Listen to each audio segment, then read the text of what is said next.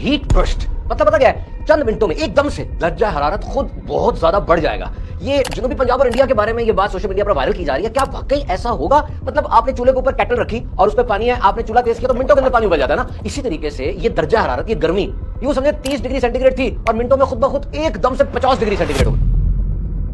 कुछ अर्सा पहले हमने क्लाउड ब्रस्ट तो सुना था, इस पे वीडियो भी बनाई थी कि थोड़ी सी देर में छोटी सी जगह पर बहुत ज्यादा बारिश हो जाए, यानी बादल फट जाए। जुलाई 2025 में Texas United states of America में हुआ था ना, बहुत ज्यादा बारिश हुई थी और अमेरिका जैसा मुल्क भी सही फोरकास्ट नहीं कर पाया, बहुत सी जाने चली गई थी उसके अंदर। तो क्या ये सन ब्रस्ट यानी ऐसा जैसे बादल के साथ हुआ, ये सूरज के साथ भी होगा? वो सूरज जो 150 मिलियन किलोमीटर दूर है और जिसकी रोशनी जमीन में 8 मिनट तक पहुंचती है, क्या वाकई ये फट सकता है? इतनी गर्मी हो सकती है? सोशल मीडिया पे ये खबर वायरल है, देखिए आपने, मैंने देखी है, इसलिए मैं इसकी हकीकत या झूठ या फैक्ट चेकिंग के लिए ये वीडियो बना रहा हूं आपके लिए कि ये मई 2026 में क्या सन ब्रस्ट होगा और फिर क्या वाकई मई 2026 ये तारीख का सबसे गर्म तरीन महीना बनने वाला है। और ये एल नीनो इफेक्ट, ये स्पेनिश वर्ड जो इसका ट्रेंडिंग में आ रहा है कि एल नीनो इफेक्ट का मतलब ये कहा जा रहा है जी जबरदस्त गर्मी, बहुत ज्यादा तबाही, क्या ऐसा होने वाला है? और फिर तकरीबन दुनिया के 1 अरब से ज्यादा लोग इस बढ़ती हुई गर्मी की वजह से शदीद तरीन मुतासरीन में आने वाले हैं। तो ये क्या बातें हो रही हैं? पहले शदीद जंग, फिर शदीद महंगाई और अब शदीद गर्मी। इंडिया में तो शदीद गर्मी, इंटेंस हीट वेव वो जारी है। छुट्टियां दे दी गई है बहुत सी स्टेट्स में और थोड़ी देर के लिए भी सन का एक्सपोजर वो हीट स्ट्रोक का सबब बन रहा है। बेयरफुट चलना यानी बाहर नंगे पांव चलना बिल्कुल नामुमकिन हुआ है और ऐसी हालत में वहां के मेट्रोलॉजिकल डिपार्टमेंट ने येलो अलर्ट और ऑरेंज अलर्ट इशू किए हैं। वेदर पैटर्न में हमें पता होना चाहिए कि what is yellow alert, what is orange alert.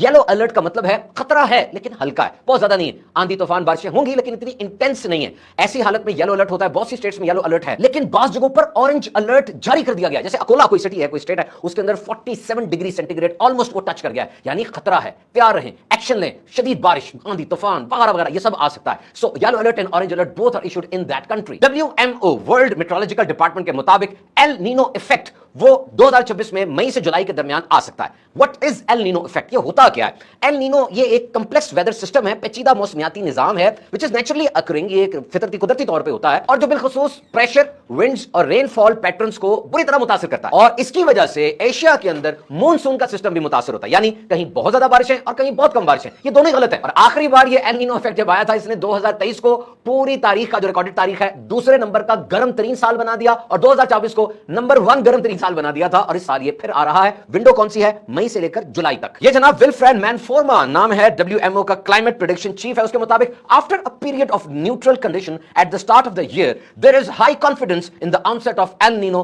Followed by further intensification. यानी साल के आगाज में तो मौसम साजगार था लेकिन अब हमें पूरा यकीन है कि एल नीनो इफेक्ट आएगा। नाउ फैक्ट चेक, हकीकत क्या है, झूठ क्या है, सच क्या है, अफसाना क्या है? ये तो बात की जा रही है सन ब्रस्ट हो जाएगा, हीट ब्रस्ट होगी, एकदम से मिनटों में दर्जा हरारत बढ़ जाएगा, तो ऐसा कुछ नहीं है भाई। दुनिया पहली बहुत परेशान है, आप क्यों सारा सीन की फैला रहे हैं? वेदर पैटर्न के अंदर साइंटिफिकली ऐसा मुमकिन नहीं है। हाँ, कयामत के दिन जब सूरज सवा नेज़े पर आ चुका होगा, जमीन तांबे की हो चुकी होगी, उस वक्त तो दर्जा हरारत बहुत बढ़ेगा। दुआ करते हैं कि अल्लाह हमें उस दिन अपने अर्श का साया अता फरमाए। और नंबर 2 जो हमने आपसे बात की थी, 1 अरब इंसान पूरी दुनिया में इस शदीद गर्मी की वजह से बहुत जबरदस्त मुतासर होने वाले हैं, ये बात सच है। हमारे पास यूनाइटेड नेशंस की ऑफिशियल वेबसाइट का एक्सर्प्ट मौजूद है and this is a fact. 1 अरब से ज्यादा अफराद दुनिया में इस बढ़ती हुई गर्मी की वजह से मुतासर होंगे। नंबर 1 FAO जो फूड एंड एग्रीकल्चर ऑर्गेनाइजेशन है दुनिया में, और WMO जिसका मैंने पहले नाम लिया, वर्ल्ड मेट्रोलॉजिकल ऑर्गेनाइजेशन, इसकी मुश्तरका ये तहकीक है, इनका मुश्तरका एलामिया है कि 1 अरब से ज्यादा अफराद दुनिया में इस बढ़ती हुई गर्मी की वजह से शदीद मुतासर होंगे। और नंबर 1 एस्टोनिशिंग था मेरे लिए भी जब मैंने देखा पड़ा कि शदीद गर्मी की वजह से तकरीबन 50 अरब घंटे वर्किंग आवर्स वो जाया हो जाते हैं। बात समझ में आती है कि दिन का वक्त काम करने का वक्त होता है, लेकिन जब तपिश इतनी ज्यादा हो जाएगी इंसान काम ही नहीं कर पाएगा, तो वर्किंग आवर्स वो उसके जाया हो गए। नंबर 2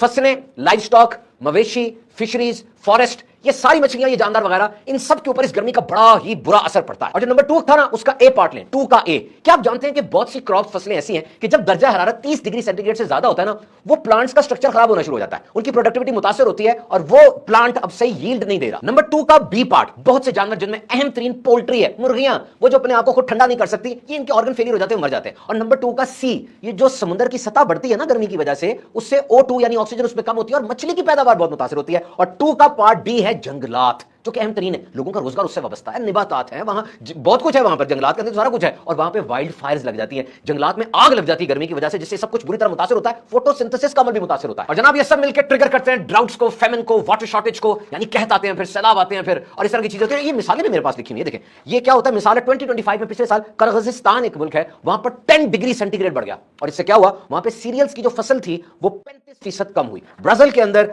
फसलें 20% कम हुई है। इसी तरह साउथ एशिया में सब सहारा साहारन अफ्रीका और लैटिन अमेरिका में 250 दिन पूरे साल के वो इतने गर्म रिकॉर्ड किए जा रहे हैं कि उन दिनों में ज़राअत नहीं हो पा रही। अब मुझे बताइए, सारा साल ही गुजर गया इस दिनों के अंदर, तो इसका कितना बैड इंपैक्ट हो रहा है ये गर्मी का। कोशिश तो की जा रही है कि इसके स्टेप्स उठाए जाएं, हीट रेजिलिएंट क्रॉप्स बनाई जाएं, यानी ऐसी फसलें जो कि गर्मी को बर्दाश्त कर सकती हैं। फार्म मैनेजमेंट सिस्टम्स, यानी खेतों को कंट्रोल करने के, खेतों को प्रॉपर मैनेज करने के भी सिस्टम्स बनाए जाए। अब देखिए ना, पाकिस्तान में गर्मी में लोड शेडिंग बढ़ जाती है और इसकी रीजन क्या है कि डिमांड बढ़ जाती है, ज्यादा बात बिजली की, एसी चलती है, दीगर चीजें चलती हैं, तो फिर अब लोड शेडिंग बढ़ जाती है। फिर हुकूमत पॉलिसीज बनाती है जो कि आवाम के फायदे के लिए होती है, जैसे वर्किंग आवर्स मार्केट के कम कर दिए जाते हैं ताकि हाउस होल्ड को घरों के अंदर ज्यादा बिजली मिले और वो ज्यादा पुरसुकून अंदाज से रह सके। तो गवर्नमेंट के ऐसे एनर्जी कंजर्वेशन मेजर्स में हमें पूरा सपोर्ट करना चाहिए जो कि हमारे लिए, घरेलू सार्फिन के लिए फायदेमंद होते हैं। वैसे मैं पढ़ रहा था, इंटरेस्टिंग न्यूज मुझे पता चली कि पाकिस्तान में जो इलेक्ट्रिसिटी है वो किस तरह से बनती है, उसके ज्यादा सोर्सेस क्या हैं। सबसे बड़ा सोर्स इलेक्ट्रिसिटी का पाकिस्तान में नेचुरल गैस है। 25 से 30% बिजली नेचुरल गैस से बनती है। फिर पानी है, 25 से 35% वो पानी से बनती है। फिर कोयला है, 15 से 20% बनती है। फिर फर्नेस ऑयल है जिसमें 5 से 10% है। और फिर अब विंड और सोलर है, उसमें भी 5 से 10%, लेकिन बहुत तेजी से बढ़ रहा है। सोलर लग रहा है आपके सामने,